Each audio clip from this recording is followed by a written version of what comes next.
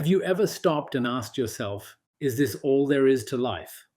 Or maybe you've heard people talk about awakening, enlightenment, or spiritual growth and thought, is any of this real? Or is it just a nice idea people cling to when they don't want to face reality? I'll be honest with you, I've asked myself these exact questions. In today's video, I want to take you deep into this topic.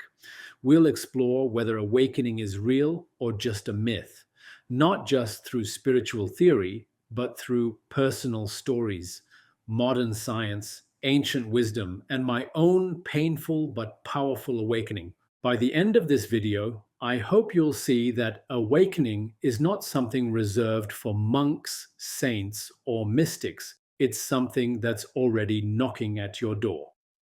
What is an awakening?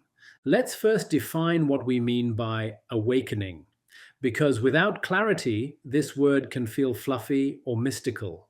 When most people hear awakening, they imagine something grand, a moment of lightning strike enlightenment, a vision from the heavens, a voice from above telling you your life's purpose. And while, yes, for a few rare souls, awakening happens that way, for most of us, awakening is far quieter, far more subtle, but no less powerful. At its core, awakening is a fundamental shift in how we see reality. It's waking up from our unconscious habits, patterns, and illusions. It's like this. You realize you've been on autopilot for years, driven by fears, by programming, by what others told you to believe. And suddenly, you start questioning, why am I chasing this? Why am I angry? Why do I fear failure so much? You begin to live with awareness instead of reaction. My own story. When my body forced me to awaken, I want to share something very personal. For years, I lived like many do, chasing goals, building my career, striving for success. It worked on the surface. People saw me as someone who was doing well, achieving, progressing, staying in control. But deep down, I was running on fear, fear of failure, fear of losing control, fear of being not enough. Then came the moment that shook my world. My health started collapsing, my energy plummeted, my heart would race unexpectedly. Sleep became difficult. I struggled to concentrate on simple tasks. I went to doctors, specialists. I ran all the tests. They gave me possible causes, but nothing concrete. No cure, no simple fix. At first, I panicked. I tried to control even more supplements, more treatments, more planning. But ironically, the more I tried to fix it, the worse I felt. The more I fought, the heavier the load became. And then something shifted. I remember one evening vividly, sitting alone in my room, exhausted from fighting my own body. I whispered, I surrender. I don't know anymore. At that moment, something cracked open inside me. For the first time, I let go of control, and in that surrender, I felt a strange sense of peace, a sense of stillness I hadn't experienced before. It was the beginning of my awakening. Let me share with you some traditional stories of awakening. Throughout history, countless individuals have described this moment of awakening, often following suffering or struggle. The Buddha, Siddhartha Gautama, who became the Buddha, was born a prince.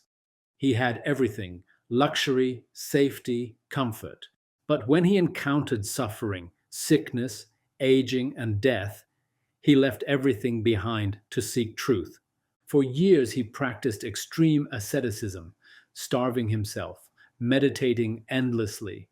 And then, under the Bodhi tree, after releasing his attachments, he awakened, realizing that suffering comes not from life itself, but from our desires, attachments, and clinging. His awakening wasn't a mystical lightning strike, it was a quiet seeing of reality as it is, the samurai and fear of death. In feudal Japan, samurai were not just warriors, they were spiritual seekers of sorts. There's a famous Zen teaching for warriors. A young samurai once asked his master, how do I become invincible? The master replied, Awaken to death, accept that you will die, then no one can control you through fear. Their awakening came from surrender, from seeing that much of life's suffering is rooted in resistance. Now let's move from ancient stories to modern science. Surprisingly, research is now catching up to what mystics have said for centuries. One, neuroplasticity. Scientists used to believe the brain was fixed after childhood. We now know this is false. Through practices like meditation, mindfulness, breath work, and the brain physically rewires itself. Harvard studies show that even 8 weeks of mindfulness can reduce the size of the amygdala, fear center, strengthen the prefrontal cortex, rational thinking. In my case, once I started daily breath work, my anxiety levels dropped, my obsessive thoughts weakened. I wasn't cured overnight, but my nervous system started to stabilize. 2. Default mode network, DMN. The DMN is the part of the brain responsible for overthinking, self criticism, reliving the past, worrying about the future. During deep mindfulness or meditative states, the DMN quiets down. This is why people report feeling present, clear, peaceful. When I first experienced this, sitting silently, breathing, I remember feeling space between my thoughts for the first time. 3. Heart brain coherence. The Heart Math Institute has shown that when we practice gratitude and calm presence, the heart and brain enter coherence. This leads to balanced emotions, clearer thinking, even immune system improvements. I noticed this myself. When I shifted from frustration to gratitude, my physical recovery accelerated. Now, let me share with you modern day awakenings. Awakening isn't limited to monks or mystics. It's happening to ordinary people right now, all around us. The corporate executive. A friend of mine was a high powered corporate executive. 6 figure salary, fancy car, corner office, but inside, he was burning out, anxiety attacks, strained marriage, no real joy. A health scare forced him to pause. After deep reflection, he left his job. He simplified his life, focused on health, and started helping others through coaching. For the first time, he felt truly alive. Let's get practical. How do you know awakening is happening in your life? Here are real signs, many of which I personally experienced. You question long held beliefs. You feel less reactive to drama. Material things matter less. You seek depth, not surface. You feel drawn to nature, simplicity, and solitude. You're okay with not knowing everything. Old fears begin to dissolve. You crave peace more than control. For me, I noticed that I no longer craved external validation. Peace became my new form of success. Let's clear up a few common myths. Myth number 1, awakening means you're always happy. You still feel pain, sadness, and frustration, but you're no longer ruled by them. You experience emotions, but they pass like waves rather than drowning you. Myth number 2, awakening equals perfection. Awakening is not about becoming perfect, it's about seeing reality clearly, including your own imperfections and holding space for them with compassion. Myth number 3, awakening happens once. Awakening unfolds in layers. You may have many mini awakenings over a lifetime.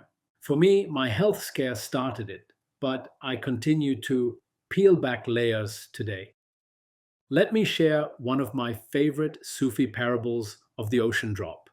A drop of water feared joining the ocean. The drop said, "If I merge with the ocean, I will lose myself." The ocean replied, "You won't lose yourself, you'll become me." Awakening feels like that. The ego fears losing control, but when we surrender, we merge into something far more vast, the flow of life itself. Awakening isn't passive. We can cultivate it. Here are the practices that helped me personally. 1. Mindful breathing. Each morning I sit for 5 to 10 minutes and simply breathe. No agenda, no goals, just breathe. This alone can quiet your nervous system and sharpen your awareness. 2. Journaling. I write freely. Whatever is in my mind, I release onto paper.